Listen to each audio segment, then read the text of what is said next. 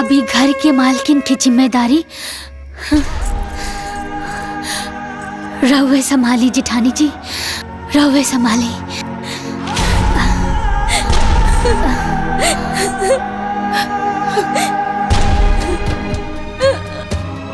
हमरा के माफ कर दे पुष्पा, माफ कर दे। हमरा से बहुत बड़ भूल हो गई बा। हम तोरा के गलत समझनी। तू दोनों बहनी के झगड़े में आग हम लगवनी है। जब संभाल न सकेलू तब पैदा काहे कइलू? सुगंधा!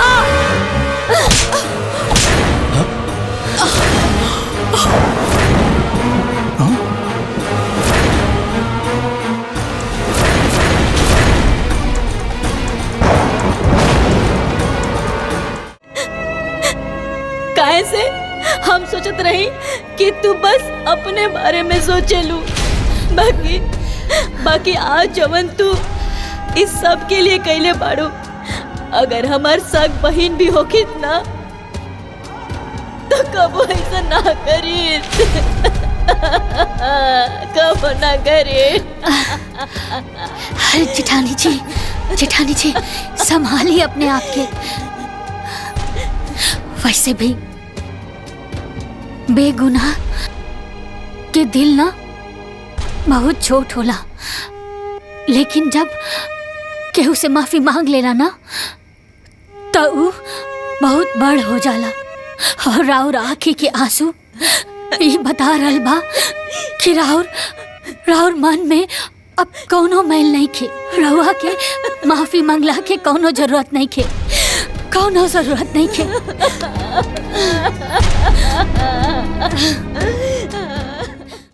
तू ता सुगंधा के खूब गुण सिखा देले बाड़ू। देखा था कितना समझदार हो गेल बिया। अरे को समझदार न भइल बिया, बल्कि औरी फुहर हो गेल बिया। ढेर से ढील कपारे में लेके घूमत रहेले। दीदी के बतावे की का जरूरत रहे पर बता देलू। अब तोहर पेट के पानी पच गइल होगी। अरे एकदम ठीक कहलू हमाई जो बता देलू। ए गुड़िया अपना मासी से दूर रहिया ना तो तारा के भी जुआ हो जाई। दीदी तू भी ना। अरे मजाक करत आनी। ए माई, बाबू जीजा खातिर हलवा और पकौड़ी बनावे खातिर कहले हां। अच्छा तो तनी पम्मी लाला जी की दुकाने चल जा और 1 किलो बेसन और आधा किलो प्याज और आधा किलो सूजी ले ले हैला पैसा लेके जा। मामा हमहू चली? हाँ चल तू चल, पैसा तो ले ले दे। जा जा चल आओ। और सुना जल्दी चल और ध्यान रखिए गुड़िया के।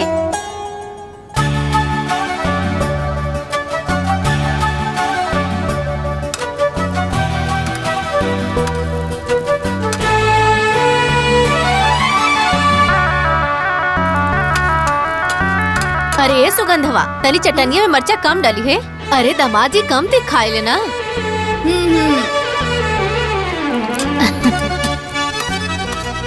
तो से छिलात है को? हाँ? पुष्पा सादे हलवा बनावत हो का? अरे हाँ डबुआ में काजू मखाना रखल बा, ओके डाल दा तनी किसमिस उसमें डाल दा तनी बढ़िया बन जाई। नीक बनावा। हाँ ठीक बा माई, तनी सूजी भुन जाएदा फिर डाले आराम से। बेटा ये मौसी के दे दा। जा आजा।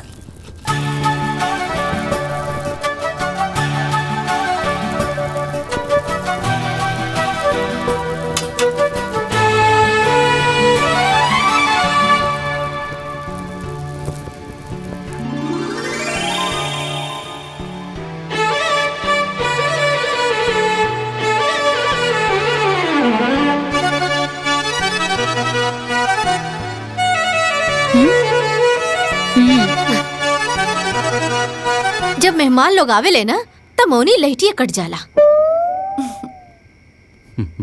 पकौड़ी कैसन बनल बा पाहुन? बहुत बढ़िया बनल बा अम्मा जी। और जीजा जी चटनी कैसन बनल बा? चटनी लगा तो तू बनौले बाड़ू, एकदम तहरे जैसन तीता। इतना मना कहनी कि मर्चा कम ही रखिया, बाकी मनलस नहीं। पकौड़िया और ही पाहुन दे रे जिया जी के पकौड़िया दे। इली बस और दी ना ना ना चटनियो दा। चटनी तो तीख बनल बा ना, तो एक काम करी इली पकौड़ी हलवा के साथ खाई। देवकी हम सोचा था नी कि बिटिया और दामाद के ये बार अपने दोबारे पे लिट्टी चोखा बनवावल जाए। का सोचा तड़ू, कैसन रही? एकदम ठीक रही बाबूजी, लेकिन सब केहू ना मिल के बनावल जाए। तो ठीक बा, लेकिन चोखा हम बनाई। बनैया, लेकिन ती तनी कम बनैया। ना बनाई।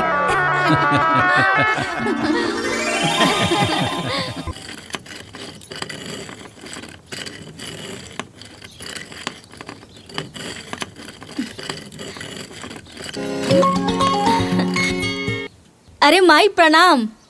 खुश रह। का करे तारू? दाल दरत हई। हमार तो जिंदगी जैसे वही कहावत जैसन हो गइल बा, उठा बुढ़ा सास का, चोला छोड़ो जात का। ई चूल्हा चौकी धो के खाली भईनी तो दाल दरत हई। अरे तो जेठानी हो के कुल काम तू करेलू, तो देवरानिया का करेली? अब का कही माई, उ देवरानी ना महारानी है, महारानी। ई घर के मालकिन है। जब मन करेला तब चल जाली अपन भतार संगे। काल के गइल बाड़ी नहीं हरे। हमरा के तैसन लागता कि हम जेठानी ना नौकरानी है, और वो हमार सास तिजोरी की चाबी दे दिल बाड़ी ओकरा के। काहे के ओकर भतार तो कमासुत बाड़े ना, और हमार तो खेतिहर बारन।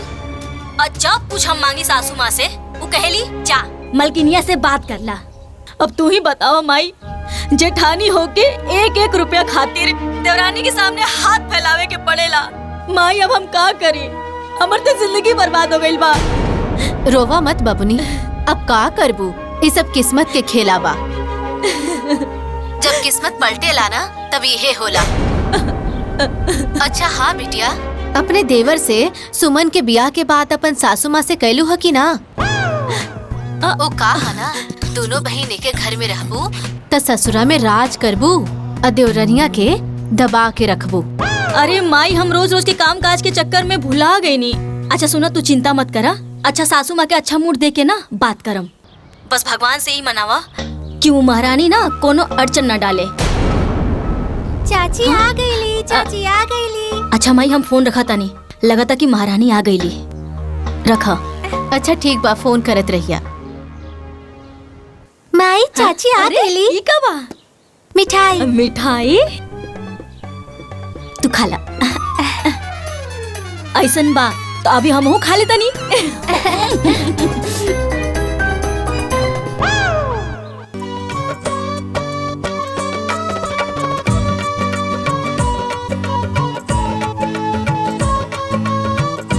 आ गई नानी के यहाँ से। प्रणाम दीदी। खुश रहा। अम्मा जी,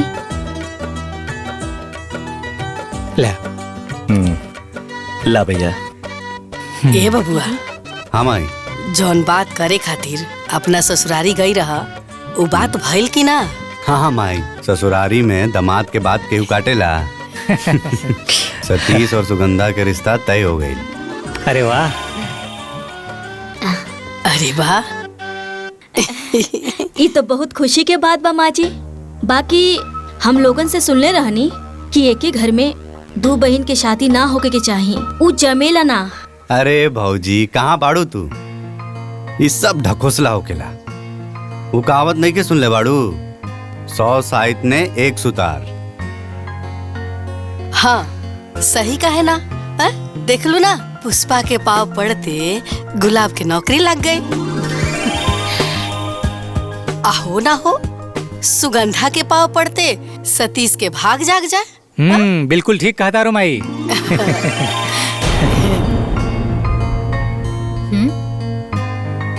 ए दुल्ही, छत पर ना अमहर रख ले बनी सुखावे खातिर, सूख गई हो, जा लेके आ जा।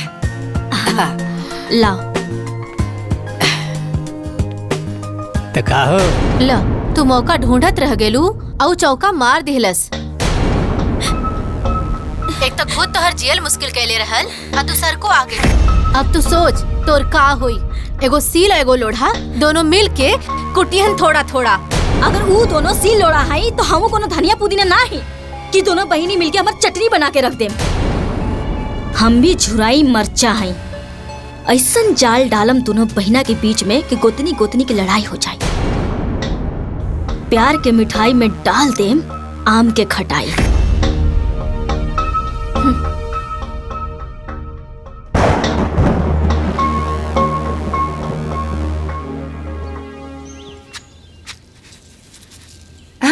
कराव तनी बात। माई इला का दीदी हवे? के फोन है। अच्छा। बात करी। हेलो। हाँ बिटिया। अरे माई, पंडित जी आयल रहलन, सुगंधा और देवर जी के कुंडली मिल गइल बा। अच्छा।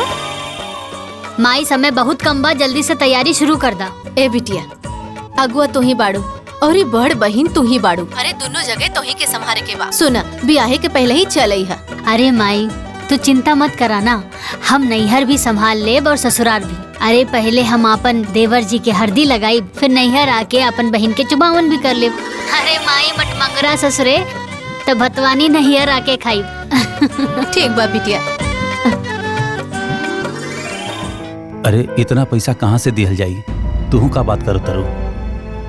माई ये अंगूठी, घड़ी और सिगड़ी दही गुड़ के बखत ना देवर जी के मड़वा में पहना दिया। और ये थैला ली, ए में क्रीम, पाउडर और जरूरत के सब सामान बा, एक ही मड़वा में रख दिया। ए बेटिया, इकुल हम का करब? इकुल बाबूजी के देदा, कुल इनकरे करे के बना। अरे बिटिया, ये सब करे के का जरूरत रहल? वैसे भी शादी में बहुत कैले बाड़ू। बाबूजी घर के हालत हम जानत हैं, और राहुल भी छोट है, अभी होकर कहीं नौकरी चाकरी भी नहीं खिलागल। बाबूजी ना ये कुछ नगद पैसा बा, रख ली, मड़वा में काम आई। बेटी, बाप के कंधा के बोझ वैसे तो बेटा के उठावे के चाही। बेटी होके तू उठैले बाड़ू, भगवान तोहरे जैसन बेटी हर माँ बाप के दे। बाबूजी हेरोवा कैसन बात कर रहल बानी, और खुशी के मौका पर आँख में आंसू ना, चेहरा पर मुस्कान होके के चाही। और वो बेटा बेटी ही का जौन अपना माई बाबूजी के आँख के आंसू के खुशी में ना बदल दे। अब चली हंस के दिखाई।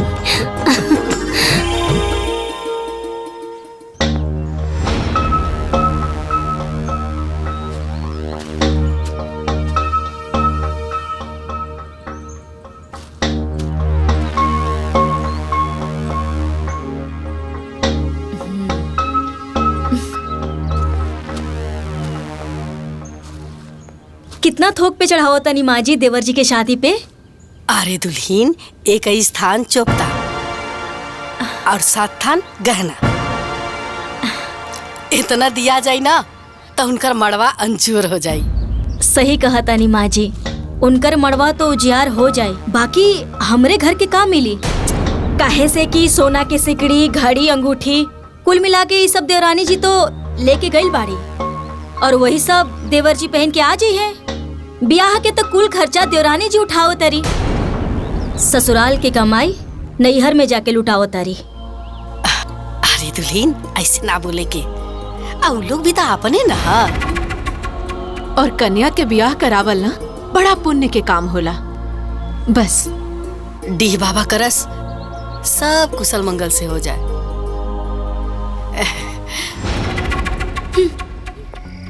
का बिटिया? माई अब ऐजा के तो कुल काम निपट गेल बा, ता आगे के बाकी के जोन बचल बा तू संभाल लिया। हम और दीदी जात बनी हो जा परछावन की तैयारी करे। ठीक बा बिटिया, तू जा, एजा के कुल काम निपटा गेल बा, बाकी तो जाके संभाल ला। ठीक बा माई, अपन ख्याल रखिया। हाँ, प्रणाम। खुश रहा।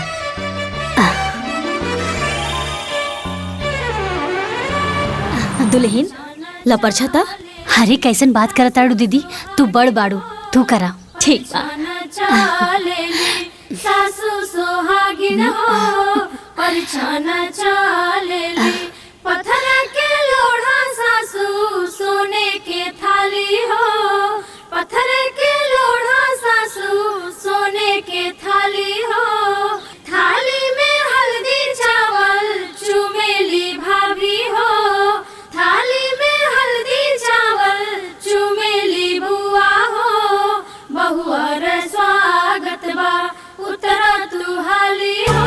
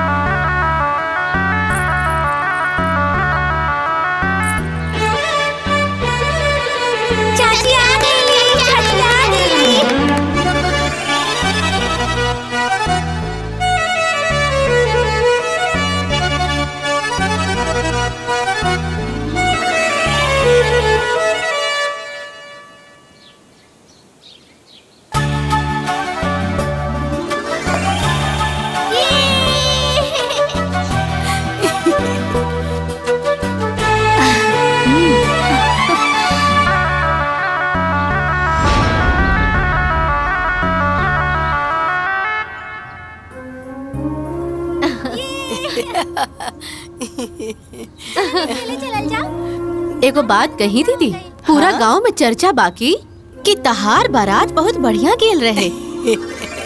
कि ऐसन बारात गईल रहे, वैसे ही लड़की वाला भी बाराती के दुआरे पर स्वागत भी कैलन हा। अरे मसूर के दाल, गोलगप्पा, पनीर, मन भर छेना। ई कुल तो ठीक बा बिमला, बाकी एक घर में दो बहन के शादी करे के ना चाहत रहे। शादी के बाद बहन बहन ना रह जाली, देवरानी जेठानी बन जाली, आके थरिया फेंक के झगड़ा करे लग जाली।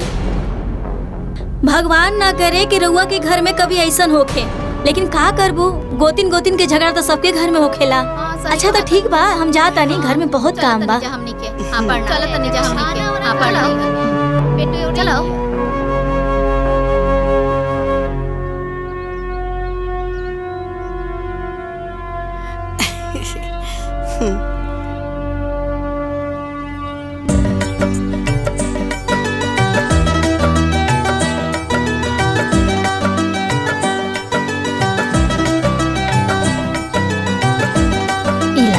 चढ़ा ला।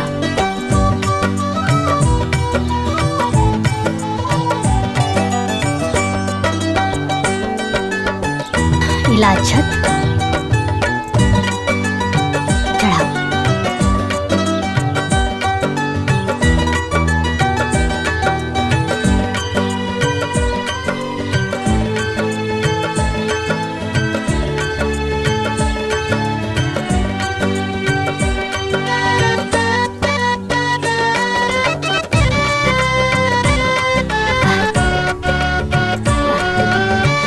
चला तू लोग अब परिक्रमा कर ला। आखिर साली से घरवाली बनी गई। बड़ा लजात बारू, जब भैया के ससुरारी आवत रहनी तब बड़ा पटर पटर बोलत रहलो। तब के बात अलग रहे।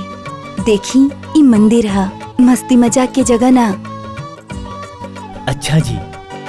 अरे देवर जी कुलहिजे बतिया लेब का। हाँ घर हूँ चले के बा, लेट होत बा। अरे जल्दी जल्दी चला।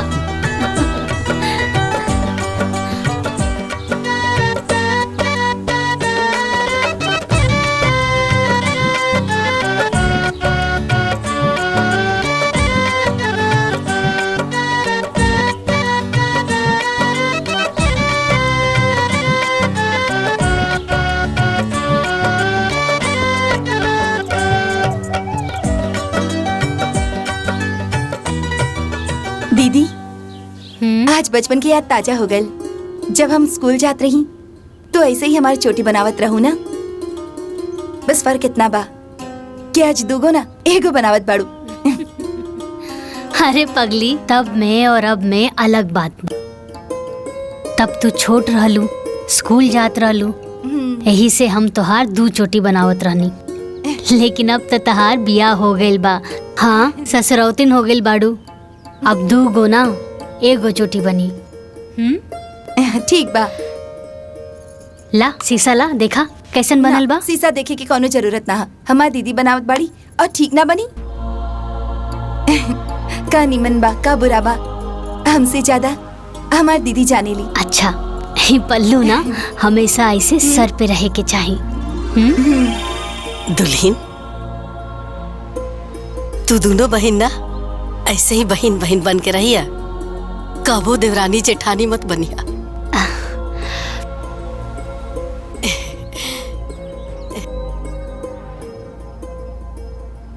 हमारी एक बात हमेशा याद रखिया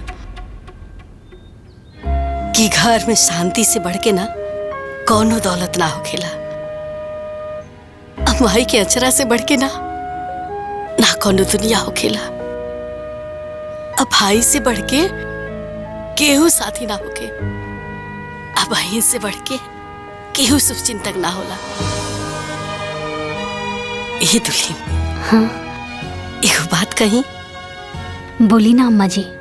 देखा दुल्हन, घर के बरकत ना मर्दन के हाथ में ना होकेला, हम औरतन के हाथ में। हम औरत चाही ना तही घर के स्वर्ग बना सकेले और हम ही औरत चाहली ना तो ई घर के नरक भी बना सकेली। ई बात के हमेशा याद रखिए दुल्हन। अम्मा जी, जौन आशा और उम्मीद रहुआ हमनी से रखले बानी ना, हमनी दोनों बहन ओकरा के कब्बो नहीं के तोड़ब। हम रहुआ से वादा करतानी कि हमनी दोनों बहन ससुराल में बहन बन के रहब, कबो देवरान जिठान बन के ना रहब।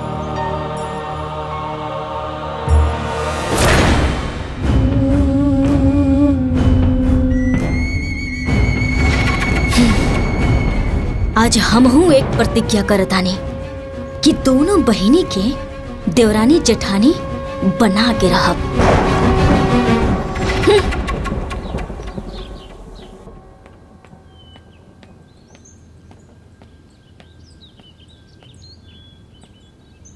माँ जी, पिंकी के कपड़ा पुराना हो गईल बा, अगर एक दो कपड़ा नया मिल जाए तो बढ़िया हो जाए। अब अरे दीदी, नया कपड़ा किने के का जरूरत बा? गुड़िया के 3-4 गो सेट ऐसे ही पड़ल बा, हम दे देब उहे कपड़ा पिंकी के पहना दिया। बाकी माई कितना उतारा पहनाई? एक जोड़ी नया दिला देती तो हमार बिटिया 30 त्योहार के दिन पहन लेहित।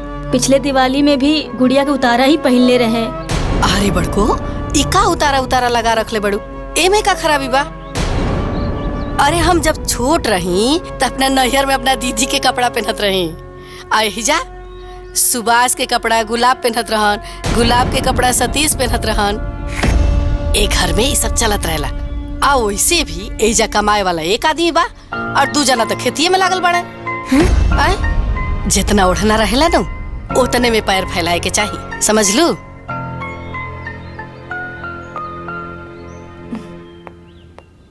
माँ जी, इली चाय रख दा।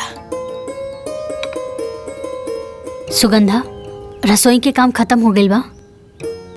तजा पिंकी और गुड़िया के तैयार कर दा, स्कूल खातिर लेट हो जाई। जी दीदी। आवा। तू का खड़ बड़ू कपार पे? तारा के अलग से बोले के पड़ी का? तारा कोनो काम धंधा नहीं के घर में? जा ला दुल्ही चाय पी ला।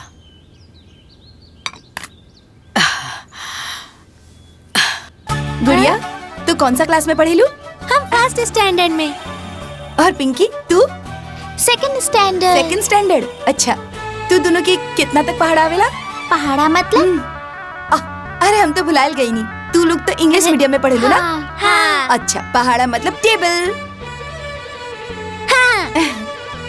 कितना तक आवेला? हमके तो 10 तक आवेला। अरे वाह।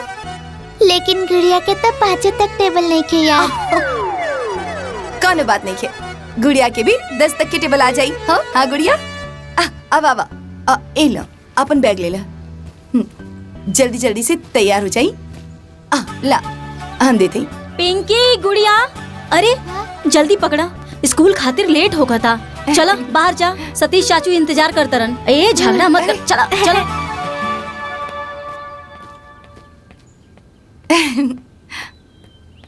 सुगंधा, हाँ नाश्ता पानी तो हो गई, खाना में का बनी आज? अच्छा सुना ना, तू एक काम करा कि आलू और गोभी की तरकारी बना ला और ना कचौरी बना ला, हमरा के बहुत पसंद बा। और तू निम्मन भी बनावे लू। हाँ ठीक बा दीदी, अभी बना देता नहीं। ठीक बा। अरे सुना सुगंधा, सूजी के हलवा बना लिया, कुछ मीठा भी हो जाए। ठीक बा दीदी, दोनों बना देता नहीं।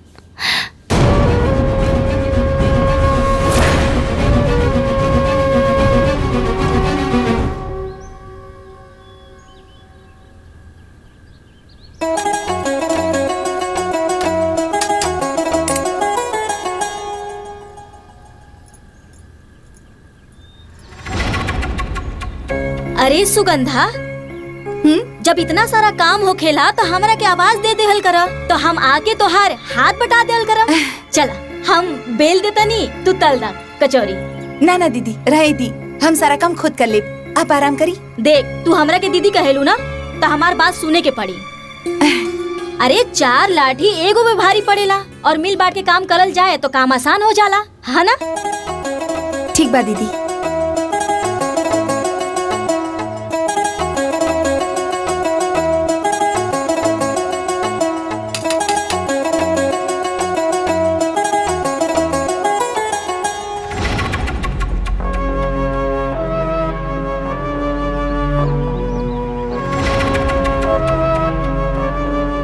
सुनो ना, ऊ देख देवरानी के। अरे तोहरा के कचौड़ी बनावे के ऑर्डर देके खुद नेल पॉलिश लगावतिया। ई ना के छोटकी बहन के आके हाथ बटाती ही। अरे कचौड़ी बनावल इतना आसान नहीं खे, कितना मेहनत लागेला देखा। यही तो दीदी के नैयर की आदत हो गई, हमरा से काम करावे के। और दीदी के काम करल हमरा के बहुत ही निमन लागेला। बनाई ना, हमार दीदी के ना कचौड़ी बहुत अच्छा लागेला पनीर के।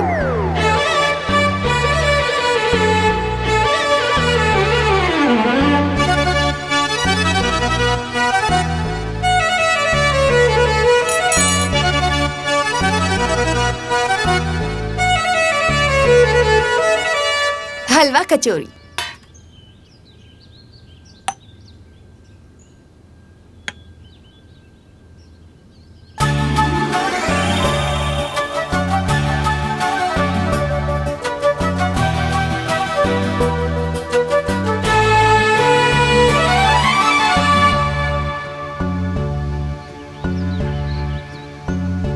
अरे वाह सुगंधा, ये तो बहुत टेस्टी बा। एकदम नैहर वाला स्वाद बा एमे।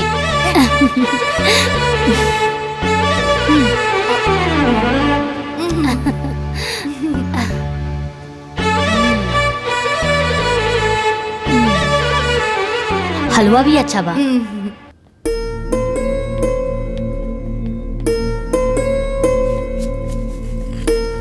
माँ जी, हाँ गोलू बहुत शरारती हो गए बा। दिन भर गांव के लड़का के साथ खेलत रहले। हम सोचे तानी कि गोलू के नाम प्ले ग्रुप में लिखवा दी। अरे दुल्हीन, तो हमारा से का पूछा तारू? जाके अपना दीदिया से पूछा, काहे से कि घर के मालकिन उहे ना है। ठीक बा, दीदी तक कबो भी हमारी बात के मना ना करेली। हाँ, हम अभी जाके पूछ लेता ना। चल चल गोलू, बहुत शरारती हो गल बा। कितना बार कहले ऐसे लड़का के साथ मत खेला करो।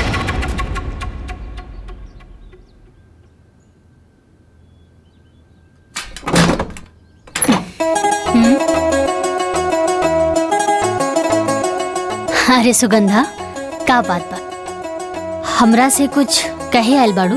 अरे वाह दीदी, तू तो हमारा चेहरा पढ़ ले लू। दीदी, हम बोले के चाहता नहीं कि गोलू के नाम प्ले ग्रुप में लिखवा देवे के चाहिए। ये 2.5 साल के हो गल बा, कम से कम ABCD तो बोले सीख जाई। अरे सुगंधा, अभी हमार गोलू ठीक से बड़ की माई ना बोल पावेला, ABCD का बोली? 3-4 साल के हो जाएदा, सीधा KG में एडमिशन करवा दे, ठीक बा ना? अब बाकी दीदी, गोलू के उम्र के गांव के कई लड़का अभी से स्कूल में जावेला। सुगंधा, अब सब केहू के पागल बा तो हमनियों के पागल हो जाई ना नू। अच्छा ये बतावा, हमनी के टाइम पर ये सब इले पिले ग्रुप रहे, ये सब कोनो ढकोसला रहे ना नू? प्लीज दीदी, ये गोलू के भविष्य के सवाल बा। सुगंधा, तू गोलू के सिर्फ माई हो, लेकिन हम अपना गोलू की बड़की माई बानी और मौसी भी बानी। अब गोलू की चिंता करल तू छोड़ दा, सब बड़की माई के ऊपर छोड़ दा।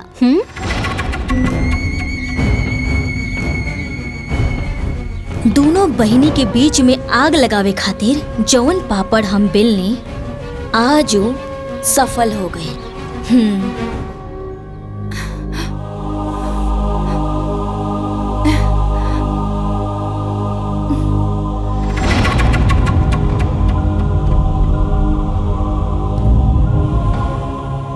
लाग गई लाग।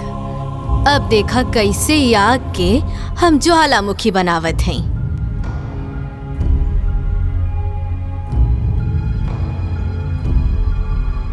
अच्छा ये बतावा, हमनी के टाइम पर ये सब इले पिले ग्रुप रहे, ये सब कोनो ढकोसला रहे ना नू?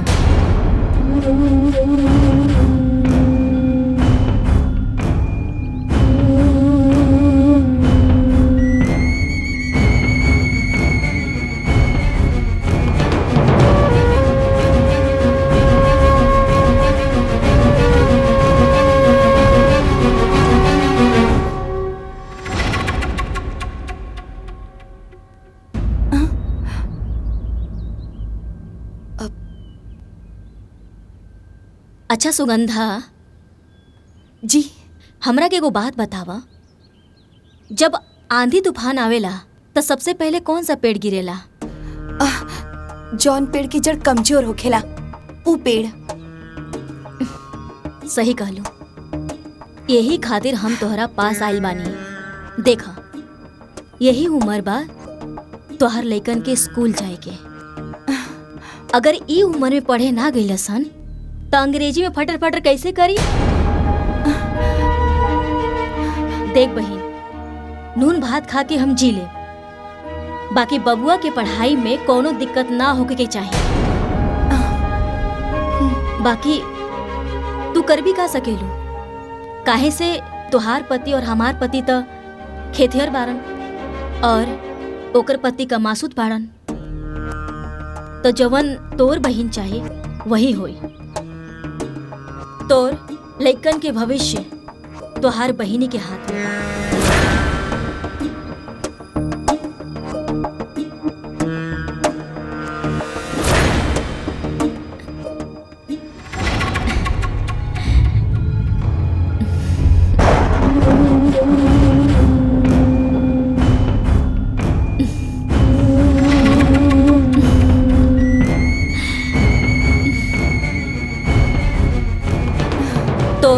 लइकन के भविष्य तोहार बहिनी के हाथ में बा। सुगंधा, ऐसन बात ना हो, तोके जरूर कोनो गलतफहमी भइल बा। गलतफहमी हमके ना भइल बा, बल्कि आज तो हमार सारा गलतफहमी दूर हो गइल बा। अब वो हमार बहिन ना हमार जेठानी बन गइल बाड़ी।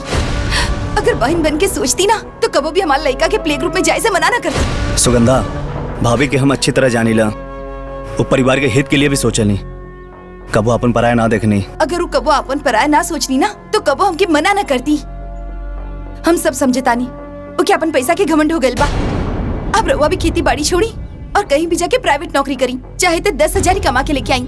हम 10,000 में अपन लड़का के पढ़ा लिखा दे।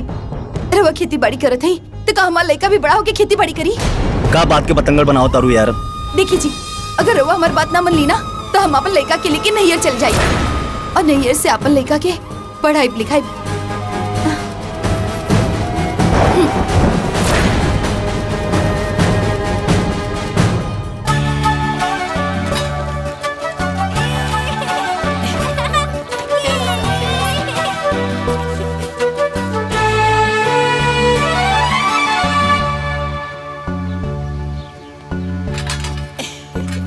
सुगंधा। हाँ दीदी।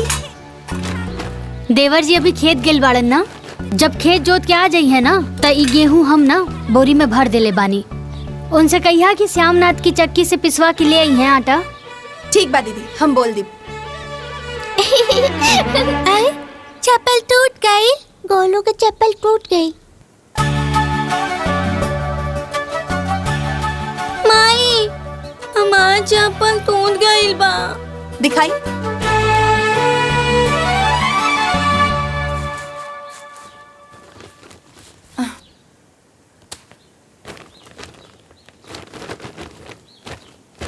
दीदी, हाँ देखी ना, गोलू की चप्पल टूट गल बा।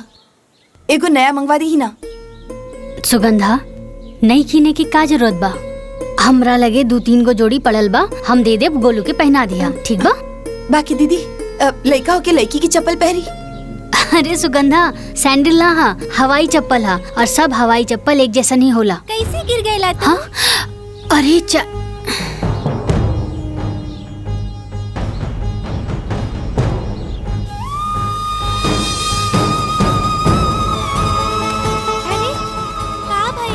माँ जी, कपड़ा तो उतरल हमार लड़का पहनत बा, अब का जूता चप्पल भी उतरल पहरी। 100 रुपया की चप्पल खातिर मना कर तारी।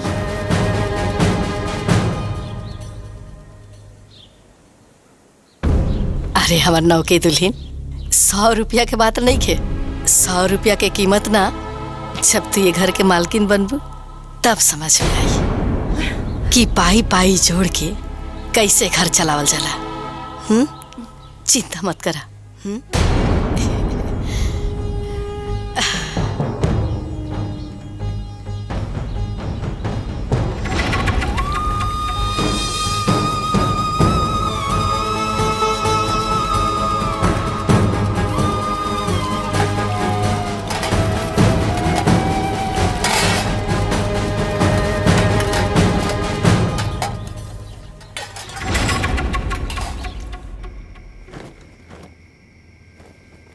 सुगंधा हाई ला गोलू के पहने खातिर देवरानी जी भेजले बाड़ी।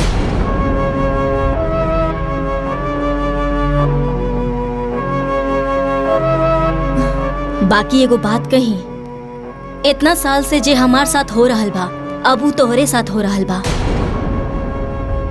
पहले ओकर बेटी के उतरन हमार बेटी के पहनावल जात रहे, अब तोहार बेटा के पहनावल जाता। हम तो ये मान ले बानी कि हम दूसर घर से हई, बाकी तू तो सगी बहन हो। तू दोनों एक ही महतारी के पेट से जन्मल बाड़ू, तोहरे साथ ऐसा ना करे के चाहत रहे। बाकी जाए द, तू कर भी का सकेलू। अच्छा ई चप्पल ना गोलू के पहना के देख ला कि ओकर साइज के बा कि ना। बेचारा लइका लड़की के चप्पल पहन के घूमेला। चला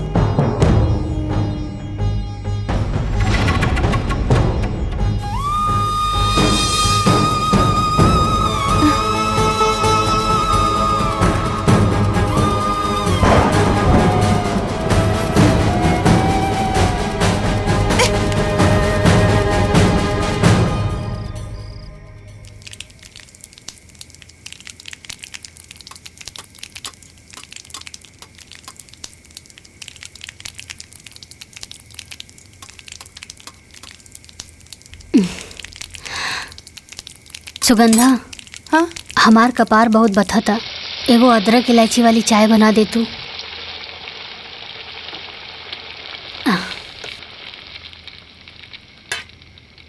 ई रहल चाय के पत्ती, ई रहल दूध, और ई रहल पतीला, और ऊ रहल चीनी अदरक, और ई रहल लाइटर और गैस। आपन चाय बना के पी ली। अरे तो एमे खिसियाए वाला कौन बात बा? हाँ हम खुदे बना के पी लेब। हाँ तोहरा के पिए के बा ना। लाग गई लाग। अब देखा कैसे ई आग के हम ज्वालामुखी बनावत हैं।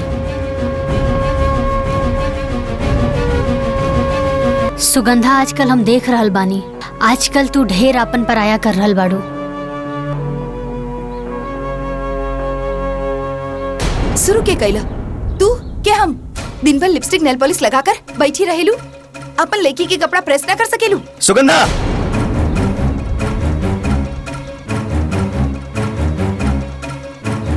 का हो गल तो के? ये कोनो तरीका भौजी से बात करेगा? जी जौन तरीका से समझी ओकरा के उहे तरीका से समझाई। चुप रह लो, शांत रह लो, का हला करत रहो? अरे तोला परोसा आपटीदार सुनी त का कही? रहे दी माई, आज सुगंधा के बोल ले विदा, पता तो चले आखिर एकरा मन में कितना भड़ास भरल बा। बोला पुष्पा, वो छोट है, ओकरा में समझदारी ना। तू तो समझदार बाड़ू, तू ही शांत रहा। अगर ई शांत हो जाए तो घर ना पलट जाए। ई घर के मालकिन नहीं, ई ऑर्डर करी और काम करी हम। ई लड़की पैदा करी और संभालिए हम।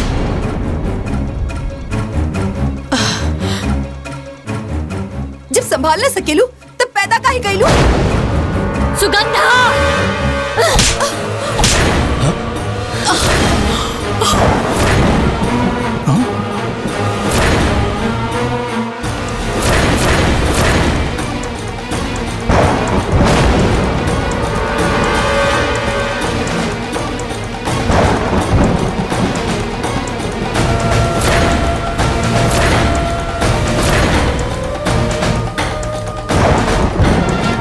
जेके पास जवाब न होला ना, वो हाथ उठावेला।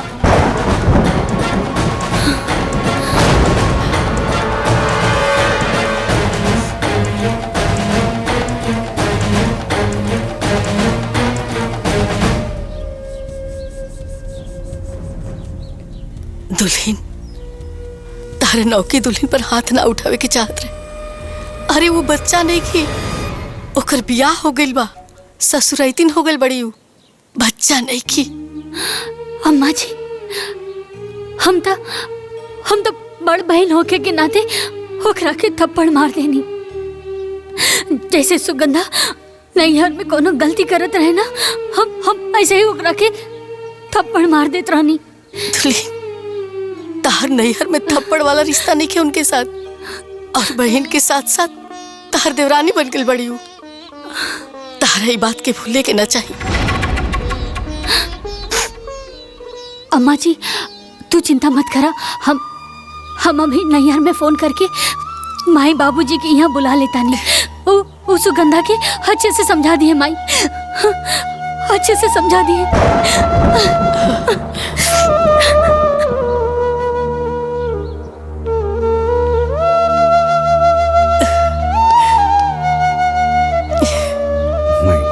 सब ठीक हुई।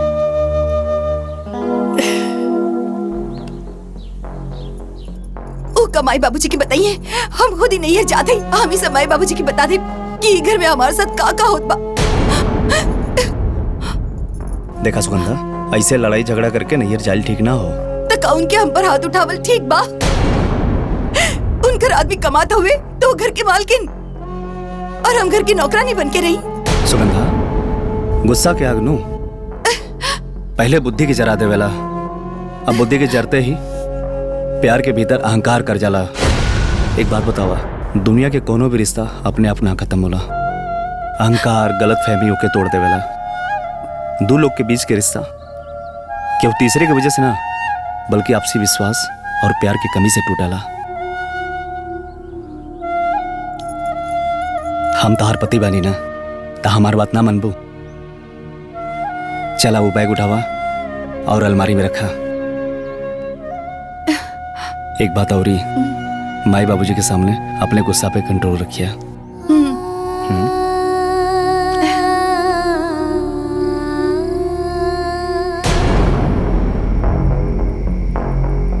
बाबूजी ले ना पानी पी ही ना, अरे बातचीत तो होते रही। का पानी पी हम? इन्हीं दुल्हन के कथा सुन के हमार सारा प्यास बुझ गई। यही सब खातिर हम तोहार दोनों के बिया एके घर में कैले रहनी। बोला सुगंधा, बोलत काहे नहीं खूब? हमसे का पूछा नहीं, एकरा से पूछी। ई घर के मालकिन नहीं, घर के काम करावे खातिर ब्याह करके हमकी ई घर में लेके आल बाड़ी। आजकल एकर जबान कम और हाथ ज्यादा चले लागल है। देखा तानी बाबूजी कैसन पटर पटर जवाब दे दिया, एक भी बात हमार ना सुनेली। बहुत ज्यादा झगड़ालू हो गई बिया। हाँ हो, चुपचाप से नैहर में करत रही, वैसे ही ससुराल में करत रही तो हम बहुत निमन हो जाए। खुद तो कुर्सी पे बैठ जात हई। अरे काम चोर तो तू नैहर से ही आवे, बाकी हमके पता न चलल। ससुराल में आके सब पोल खुल गइल बा। सुगंधा चुप हो जा, छोट होके बड़ बात करत तारू।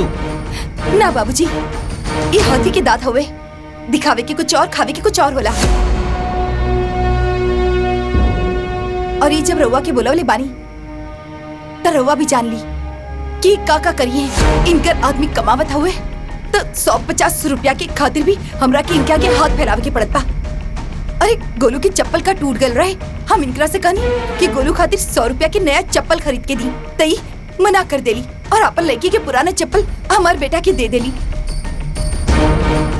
देखिए बाबूजी, अगर इनका आदमी के सरकारी नौकरी भी होवे तो हमार आदमी खेती बाड़ी करेला, दाल चावल गेहूं सब खाए खातिर ना होवेला, अरे लाखों में बिकेला। हम कभी भी एकरा से हिसाब मांग ली का?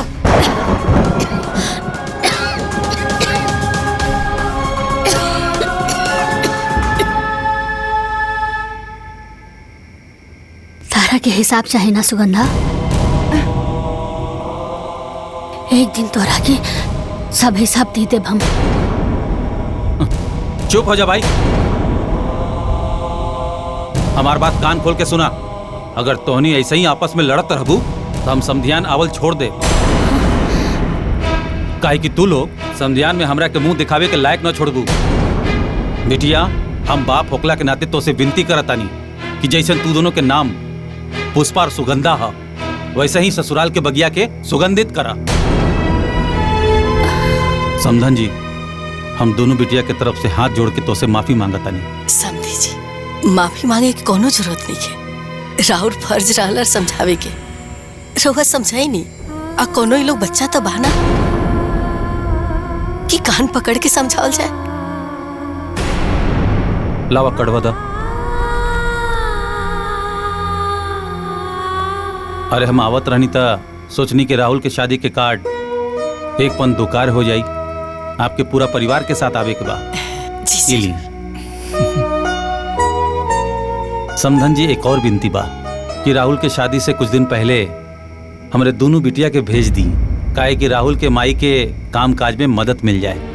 जी जैसन रोवा कहीं। अच्छा तब हमनी के चलत नहीं। जी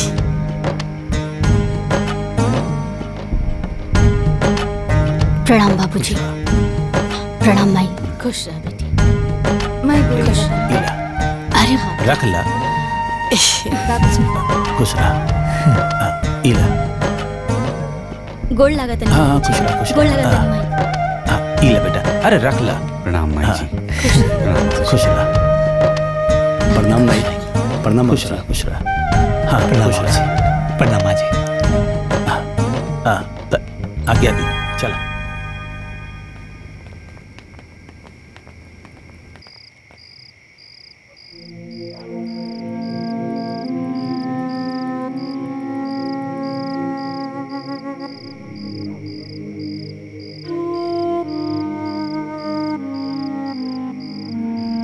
भैया पता नहीं केकर नजर हमनी के घर परिवार पे लग गई। ये सुगंधा और भाभी के बीच में खटास कैसे पड़ गई? सब सुगंधा की गलती हो। अपने से बढ़ के कबो उल्टा जवाब ना देवे के चाहिए। ए भाई, जहां चार बर्तन रहेला ना तो आपस में बजबे करेला। वो दोनों सगी बहन हैं, आपस में लड़िए झगड़िए फिर एक हो जाइए। तू ये सब छोट बात खातिर चिंता मत कर।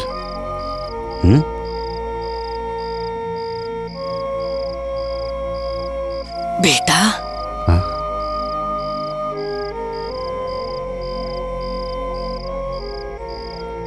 देखा बेटा, तू लोग ऐसे ही आपस में समझदारी से रहिया। मेहरारून के झगड़ा लड़ाई की आज तो हम लोग के रिश्ता में ना आवे के चाहिए। हमारे 60 साल के उम्र हो गई। बहुत बड़ा ना अनुभव बा बेटा कि अक्सर भाईन भाईन में अलगावजी ना औरतन के लड़ाई झगड़ा के कारण नहीं होला। देख बेटा, तू लोग से हम विनती करता नहीं। अरे मैं कि तू लोग आपस में कबो कटास बतावे दिया न, तब जीते जी मर जाए। ना माई, तारा पता बानू, बाबूजी हमेशा कहत रहे कि एक दूसरा के साथे रहल परिवार ना कहला। परिवार वो कहला जे एक दूसरा के दुख सुख में साथ रहेला। और माई, तोनी और बाबूजी के दिहल संस्कार हमने के भूलल नहीं जा।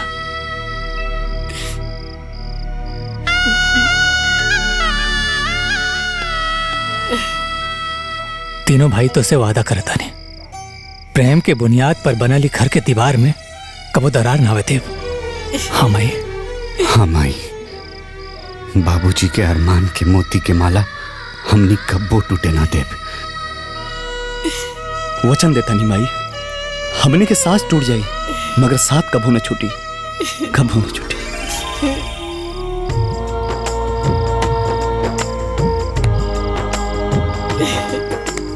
हमारे तो तू लोग पे पूरा भरोसा।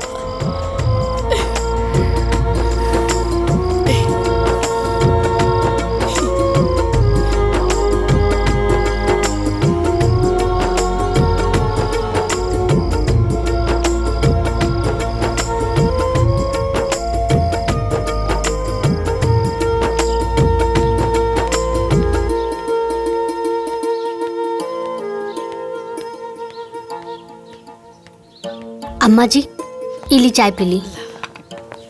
अरे अरे अरे, खाना बन गई। चला चला तू आगे बेटा। ये आगे बैठी। अच्छा ठीक बा। ए जी, हाँ? गोलू के भी लेके जाई और प्ले ग्रुप में छोड़ दी। वहाँ रही तो कुछ सीखबे करी। ठीक बा।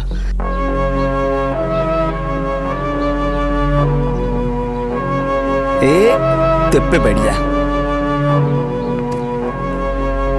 चलो बैठा लो। Bye bye bye bye bye bye बेटा। जय बाय बाय।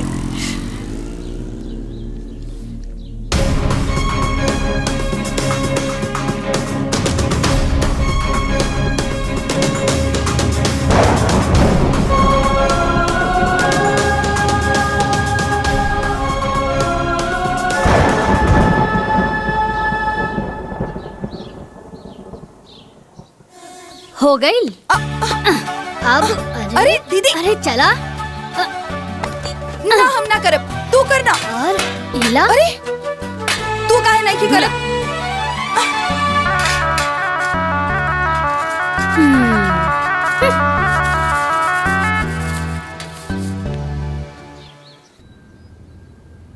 प्रणाम भाई।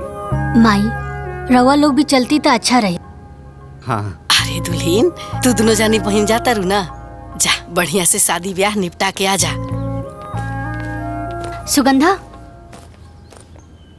तैयार हो गईलू, हम तहरे इंतजार करत रहनी हाँ। चला एक साथ चल जाए, एक ही गाड़ी में। हाँ तू जा, हमरा के तोहरा साथे नहीं खिंचाए के बा।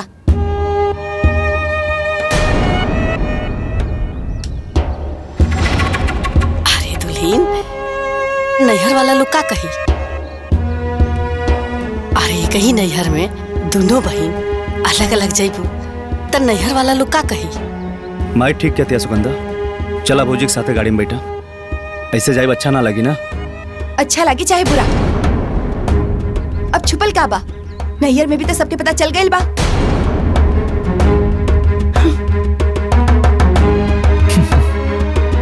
ठीक से जाइए।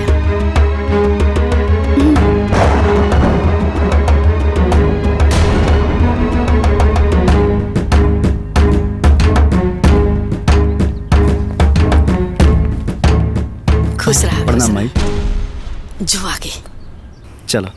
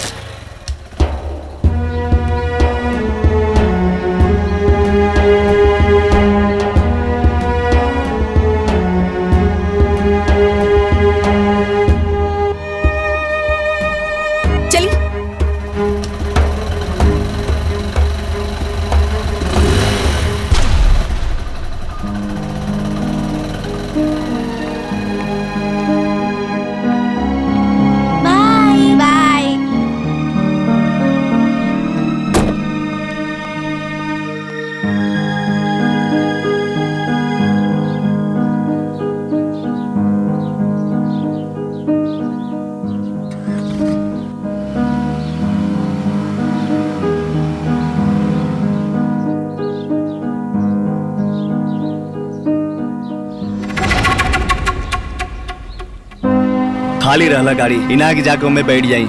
ये जेठ के दोपहरिया में हम लड़का लेके मोटरसाइकिल से चलत है, सब तोरे जिद के कारण होता।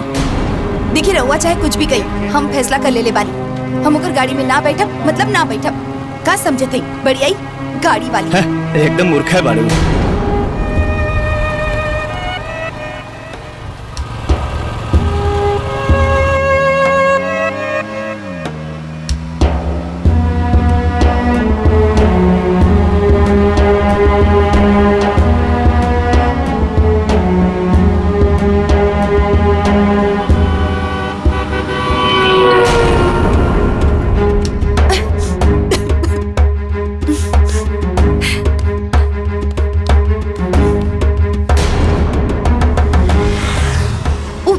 जानबूझ के उड़ा के गईलू ना हमरा पे धूल, हम सब कुछ समझता नहीं। अरे चुप ना रह तू यार, वो जानबूझ के भौजी उड़वनी है धूल।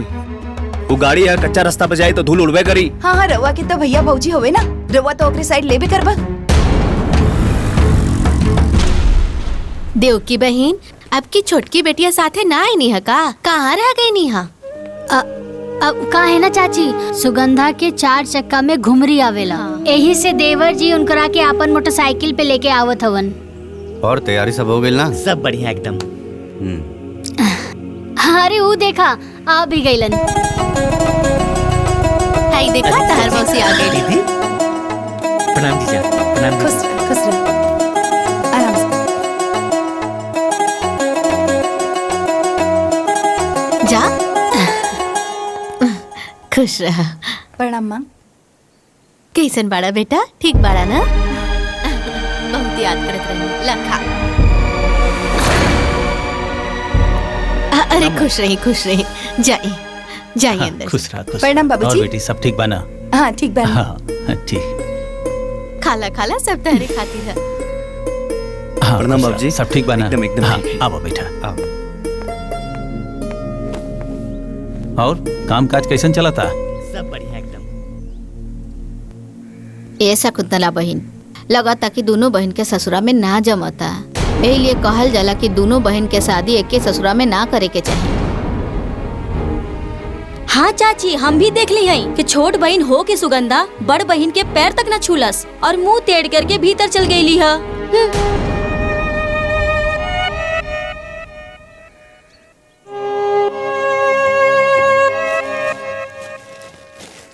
सुगंधा, कितना बार कहनी है कि ससुरे के झगड़ा नैहर में मत लावल करा। अरे बियाह पढ़ल बा, कुशल मंगल से बीत जाएदा। गांव घर नात रिश्तेदार सब कोई जुटल बा, तोरे दोनों बहन मुंह फुला के बैठबो सन तो सब लोग का कहिए? हाँ, ये हमके ना ओकरा के समझाई कि यहाँ मालकिन बन के ना रही। मालकिनी करिए तो झगड़ा तो होबे करी। अरे तू बात के समझत काहे नहीं खू? अरे वो तोहर बड़ बहन हिया, तू ओकरा से बहुत छोट बाड़ू। छोट बन के रहबू ना तो कुल झगड़े खत्म हो जाई। अरे तोहनी के झगड़ा के जड़ना तोरा ओकरा से बराबरी करे के बा। देखा बिटिया, तू सफर से थकल आयल बाड़ू, मुंह हाथ धो के आराम कर ले। बाहर दमाजी के मिठाई दे देले बानी, तू आके देख ली। हम जाता नहीं।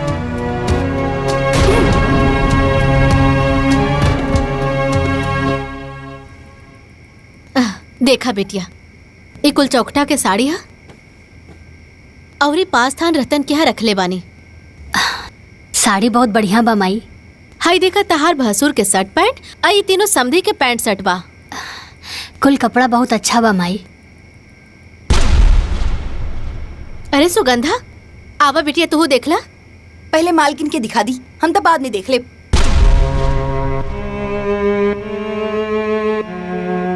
और वैसे भी हमरा के बहुत नींद आवता, हम जाता नहीं सूते के। देख ली माई, ये ऐसने बोली टोली हमरा के वहाँ भी बोलेली। जायदा बिटिया, तू बड़ बाड़ो, तू ही समझदारी से काम ला। ओकर बचपना भी गई लेखे। यह सोच के तो हम चुप रहेली। अच्छा माई, अब तू सूझ जा, सुबह हल्दी चुमावन बाना। हाँ ठीक बा।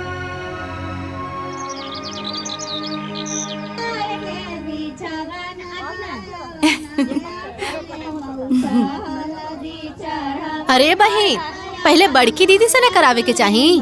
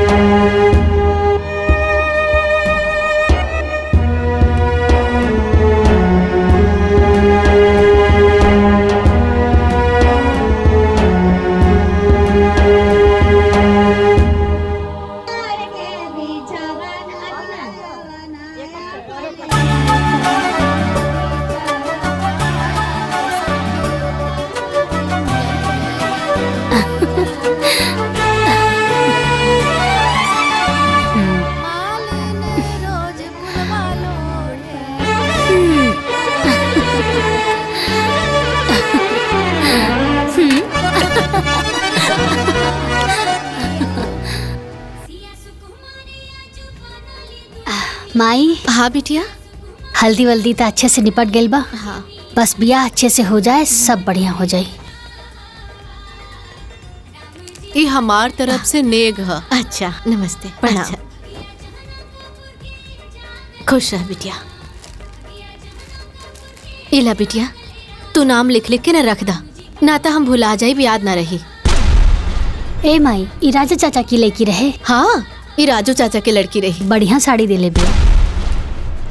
प्रणाम, इराला हमरा तरफ से शगुन। अच्छा अच्छा, तू लोग ब्याहवा में टाइम पर आ जाई। ठीक बा। ला एकरो रख दा।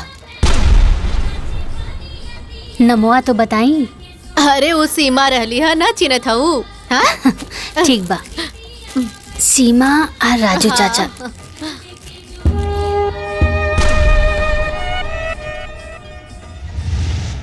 माई। का बिटिया? माई, ई चेन हम लेके आयल बानी, देवर जी के दे दिया। मोर बंधाई अभी नया नया शादी भइल बा ना, त अच्छा लागे। इनकरा के 500 रुपया दे दिया, चल जाए। ली। अरे ना, 500 कहला दे।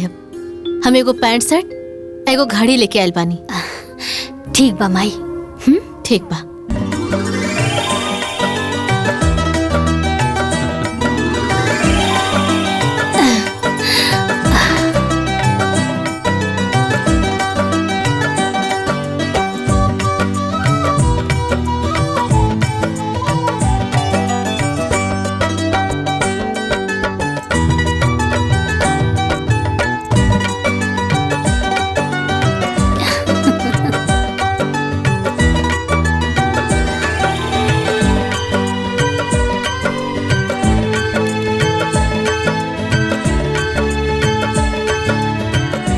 दीदी पतो तो बड़ी सुंदर बिया। हाँ बहन। अरे ननद सुंदर हुई तो भौजी काहे सुंदर न हुई। इली हमार तरफ से तो हर मुंह दिखाई। निमन भाना।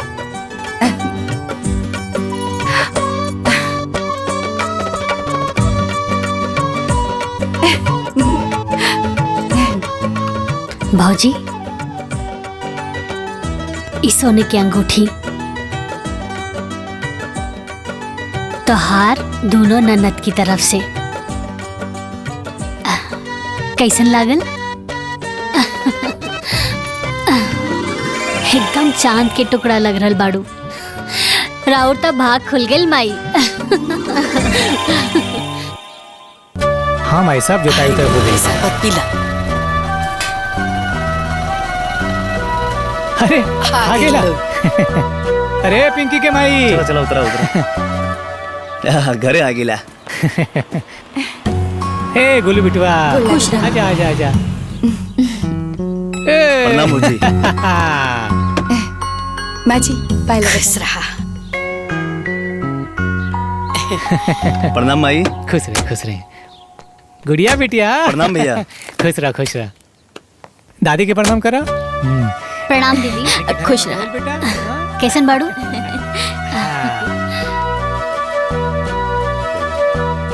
प्रणाम माई। खुश रहा। कुशल मंगल से सब शादी ब्याह हो गई ना? हाँ अम्मा जी, राउर आशीर्वाद से सब कुछ कुशल मंगल से बीत गइल बा। अम्मा जी रउआ खातिर और दीदी खातिर साड़ी भेजले बाड़ी। अब लइका के बियाह कैले बानी त समदिन के साड़ी त पहनेबे करिए ना। दीदी ई तोहरा खातिर। माई मोर बनाई सिकड़ी मिलल बा। अच्छा, बड़ा सुंदर बा। आ गुलाब तहरा के का मिलल हो? हमारा एक घड़ी कपड़ा और 500 रुपया मिलल बा। और भाइयों खातिर कपड़ा और 500 रुपया। दा इला भैया। अरे 500 रुपया आंदरे बा। हमरा खातिर। अरे माई चल, जौन मिलल तौन मिलल। आ वैसे भी लड़की वाला हमेशा लड़का वाला कुछ ना कुछ देत रहेला। अम्मा जी ई माई लड्डू भिजवले बाड़ी। लड्डुआ ना तनी पटीदारन में भेजवा दिया। ठीक बा। ए गुड़िया लेके चला। ला बेटा, बड़की मम्मी के दे दा। जाओ बच्चन उच्चन के खियावा, खा के लोइया। अभी लोग आ गइल ना, घर भर गइल। हे माई, वो गेहूं जे तैयारी भइल बा ना, हाँ। सब दे देले बानी महाजन के। वो बोल रहे हैं जल्दी से पैसा दिया जाए। हाँ। तो हर काम ना हमेशा टाइम से रहेला। अरे माई सब तो तोहार और बाबूजी के सिखावल बा। हाँ।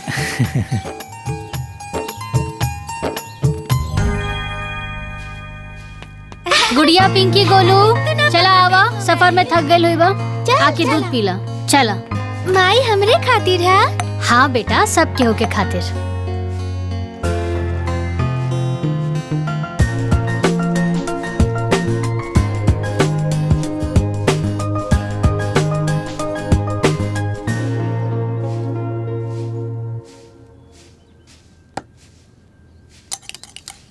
पूरा खत्म करिया। बड़की माई हमरो के दूध चाहिए। हाँ अरे गोलू, तहरा के भी तो बड़की माई दूध दी। आवा बैठा। सकरन सीटी, हमार गोलू का दूध मीठा। ला पीला।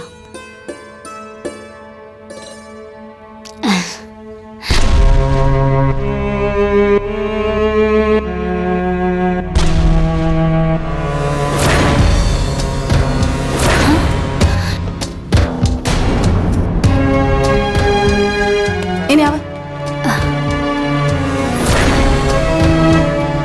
अरे हम तरह के इतना खियाली पियाली तभी तो लाट टपकता। अरे तरह के कितनी बार मना कही है, केहू भी कुछ भी दी तो मत खाइया।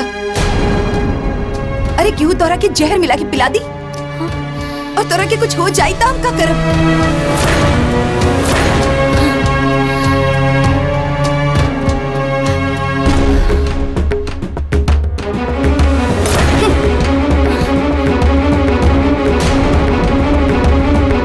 कितनी बार मना कही है।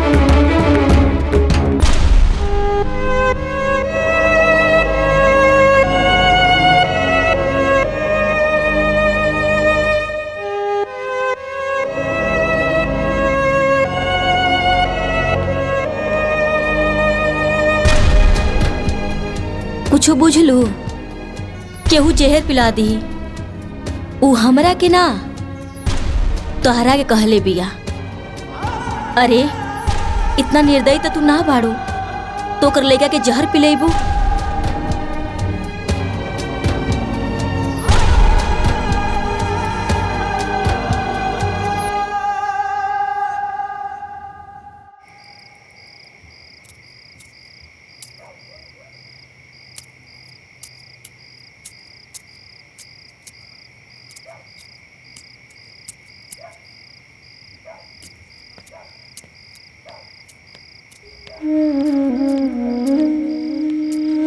सुगंधा,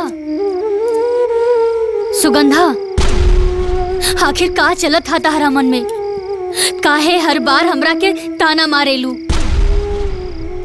अरे तू सोच भी कैसे सकेलू कि हम गोलू के जहर दे दे? इमे सोची के कहा, जब जमाना इतना खराब हो गइल बा कि हक और हिस्सा के लिए भाई भाई के गला घोट देवेला, तब बहन काहे ना घोट सकेली? वाह सुगंधा वाह। अरे तू तो ससुराल आके बहुत बहुत बड़ हो गईलू। हम ये सब देखे खातिर, ये सब सुने खातिर तोहार देवर जी से बियाह ना करौले रानी। हमारी सपना ना रहे। अरे हम तो ये सपना देखनी अपन एक आँख से, हम तोहार सुख देखनी और दूसर आँख से हम अपन सुख देखनी। हे सुगंधा, अरे हमहू एगो माई हई और एगो माई लइका के जन्म देवेली, जन्म छीनेली ना। सुगंधा, अब तो हमार बहन ना हो। अब तू हमार देवरानी बन गेल बाड़ू। देवरानी हमरा के देवरानी बने खातिर के मजबूर कैलस? तू मजबूर कैलू और तू खुलल आँख से सपना देखा ताड़ू। तो जौन आँख से सपना देखा ताड़ू उससे सिर्फ तोहरा की खुशी हुई। अगर अपन एक आँख से भी हमार खुशी के सपना देख ले रहती तो कबो भी 100 रुपए की चप्पल खातिर मना ना कर ले रहती। हमारे लड़का के भविष्य के बारे में अगर सोच ले रहती तो ओकरा के प्ले ग्रुप में जाए से मना ना करती। तो सिर्फ और सिर्फ अपन पति, अपन लड़की और खुद के बारे में सोचेलू। और सच्चाई तो ये बा कि तू हमके एक घर में ब्याह के एक हाथे लेके आल बाड़ू ताकि हम ई घर के नौकरानी बन के रही और तू ई घर के मालकिन बन के रहा।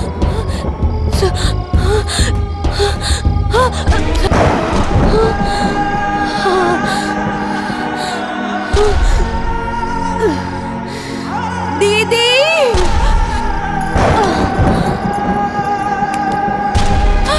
दीदी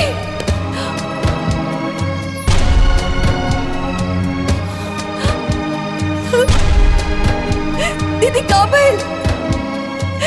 दीदी दीदी कहाँ भइल? उठी ना दीदी। माई माई जल्दी आवा। दीदी उठी ना, कहाँ हो गई? माई दीदी होश में आई दीदी। अरे कहाँ हो गई? पुष्पा जी कहाँ भाई? पुष्पा अरे पुष्पा पुष्पा चली ना दीदी के डॉक्टर के पास ले चली। पुष्पा पुष्पा पुष्पा अरे उठा दीदी।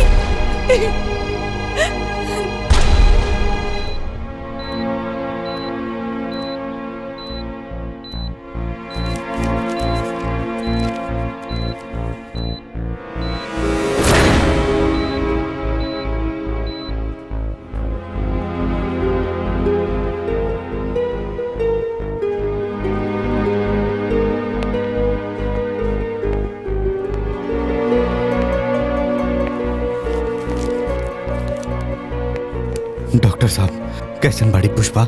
देखिए 1.5 साल पहले ही मैं उनको बता चुका था कि उनको ब्लड कैंसर है।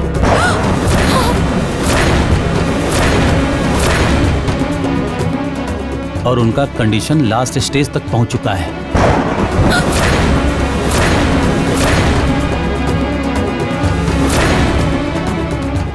अब उनके पास बहुत कम दिन बचे हुए हैं, इसलिए उनको घर ले जाइए, खुश रखिए। परिवार में जितने दिन रहेंगे उनके लिए उतना ही अच्छा होगा।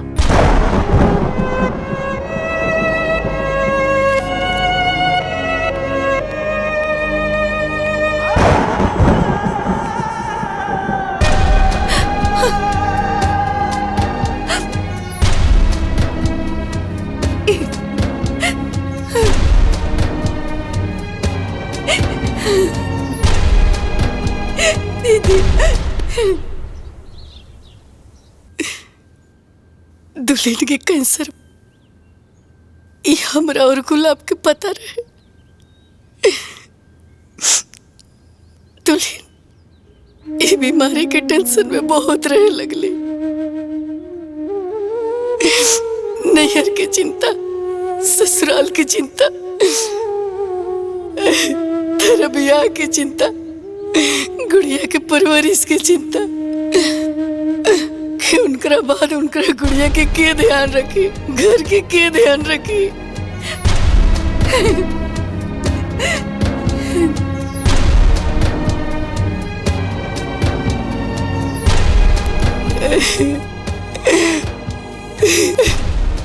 और उनका मन में ही सब चलत रहे, लेकिन हमरे से वो कह ना पावत रही।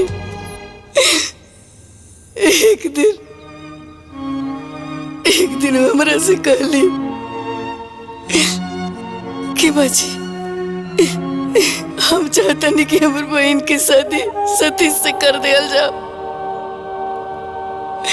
ताकि हमारे बाद घर में रही ना, घर के संभाल सकती है, हमारे गुड़िया के संभाल सकती है।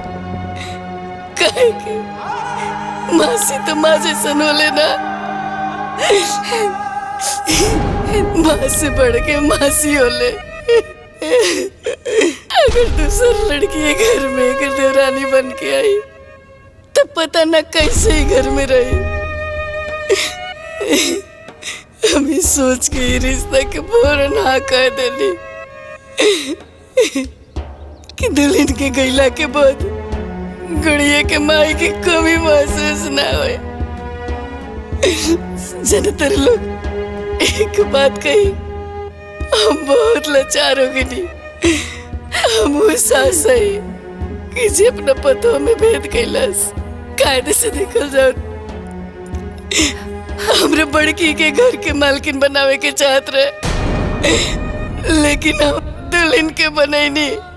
कैसे कि हम चाहत रहे कि हमर दुल्हन चाहे जितना दिन रहे, लेकिन अपन हर खुशी जियस। हमर दुल्हन में मालकिन बने के जिम्मेवारी संभालने की सारा गुण रहल। ऐसे हम उनका के घर के मालकिन बने नहीं, और वो आज तक घर के बहुत अच्छे से संभाल के रख ली, क्योंकि कोनो चीज की कमी ना हो के दे।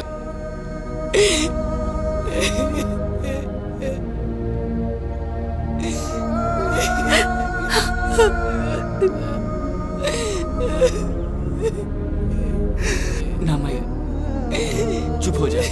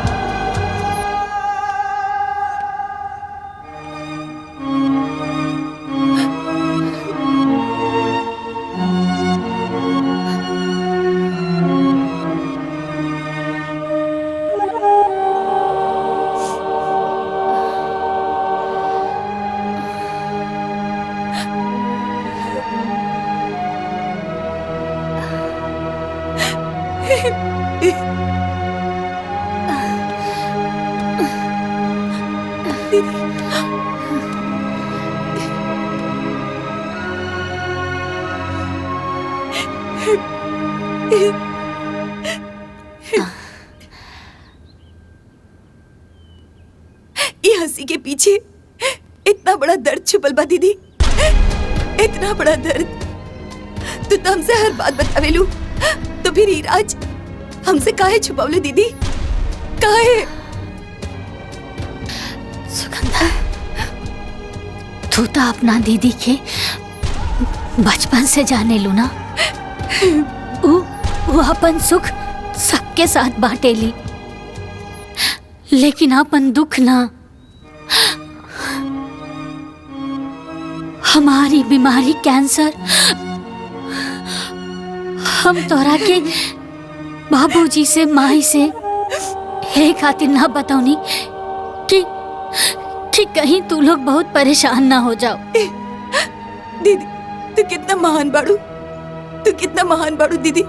हम तो छोट बहन हो के भी हम तोरा के इतना उल्टा सीधा बोल देनी, तोरा साथे जबान लड़ौनी, हम तोरा के का कह देली दीदी।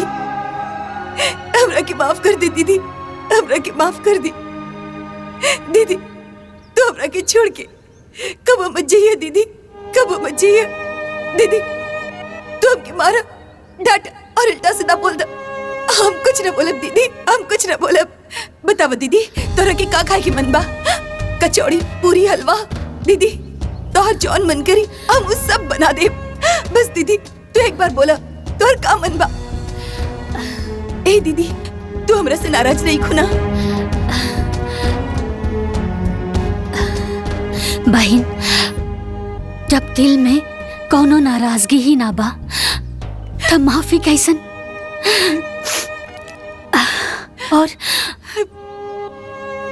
और जौन रिश्ता में लड़ाई ना हो तो समझ जाओ कि वो रिश्ता दिल से ना दिमाग से निभावल जा रहल बा।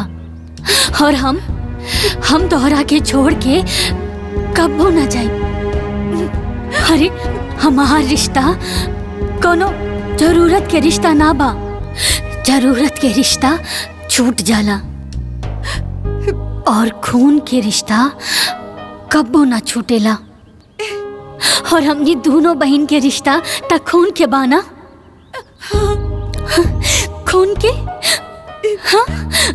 अब सुना, अब तू ई रिश्ता छोड़ा और हमार मन के बात सुना। हाँ बोली दीदी। और हमार मन के बात यही बा कि तू हमरा खातिर आलू वाला कचौड़ी और गोभी के सब्जी और सूजी के हलवा बना के खियाबू।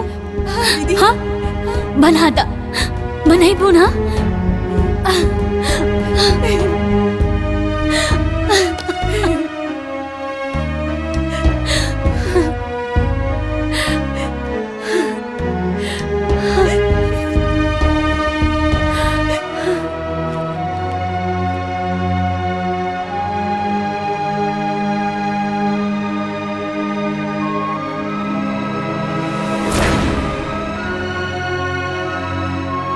दीदी, आज ई तरफ पूरा परिवार के एक साथ काहे बुलवनी है? हमरा के तो कुछो नहीं के पता।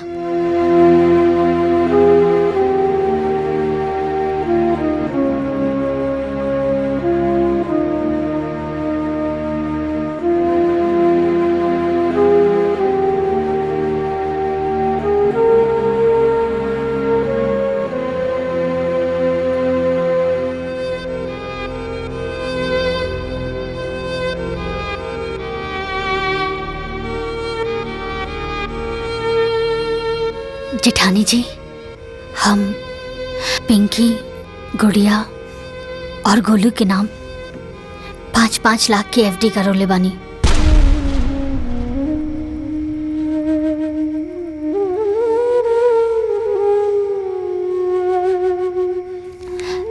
ई उहे के पेपर हा, रवा संभाल के रखी।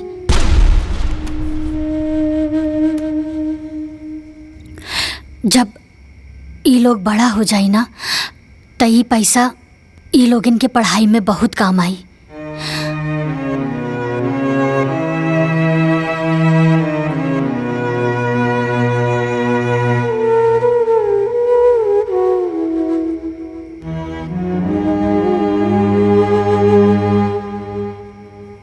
सुगंधा, हम तोहरा से कहले रहनी ना कि समय अइला पर हम तोहरा के पाई पाई के हिसाब देब।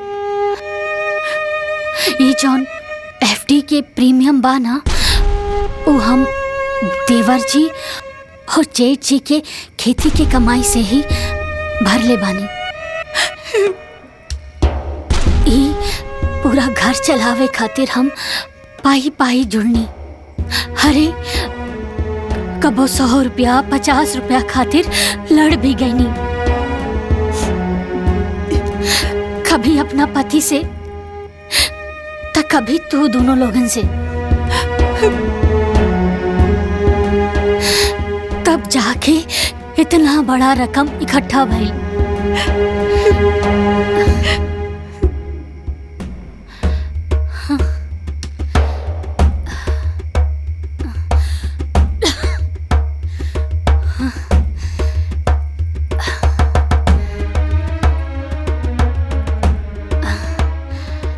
पर जेठानी जी, अब हमरा अंदर ई घर के मालकिन बने के हिम्मत नहीं के बचल।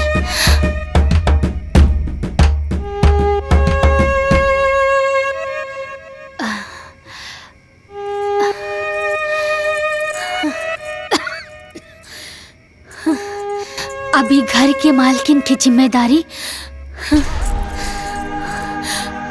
रहुए संभाली जेठानी जी, रहुए संभाली।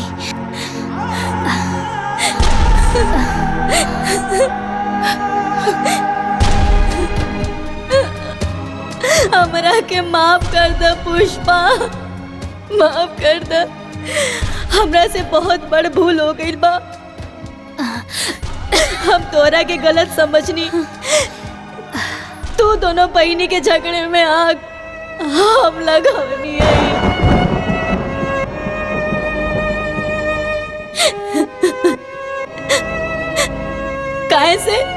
हम सोचत रही कि तू बस अपने बारे में सोचेलू, बाकी आज जवन तू इस सब के लिए कैले बाड़ू, अगर हमार सग बहन भी होखित ना तो कबो ऐसा ना करी, कबो ना करे। अरे जेठानी जी संभालिए अपने आप के। वैसे भी बेगुनाह के दिल ना बहुत छोट होला, लेकिन जब केहू से माफी मांग लेला ना तो ऊ बहुत बड़ हो जाला। और राउर आँखी के आंसू ये बता रहल बा कि राउर मन में अब कौनो मैल नहीं खे। रउआ के माफी मांगला के कौनो जरूरत नहीं खे, कौनो जरूरत नहीं खे।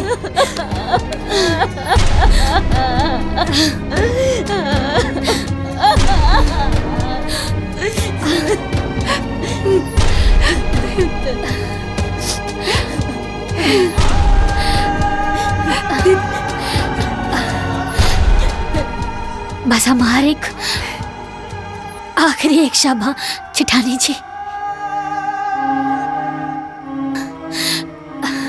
ई सुगंधा छोट हवे, थोड़ा जिद्दी बाड़ी, लेकिन दिल के बहुत अच्छा बाड़ी। एकर कौनो भी बात के कबो बुरा मत मनिया, एकर हमेशा ख्याल रखिया अपन छोट बहन समझ के।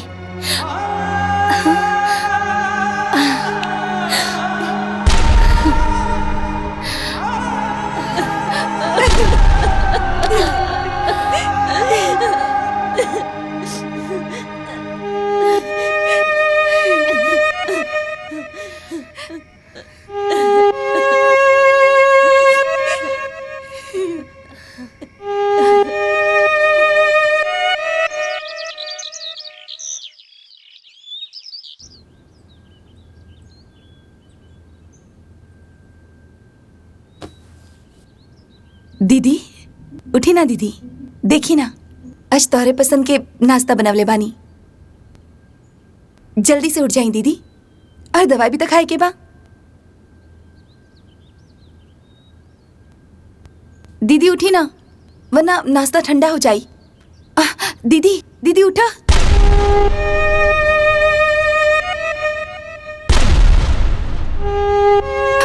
दीदी दीदी दीदी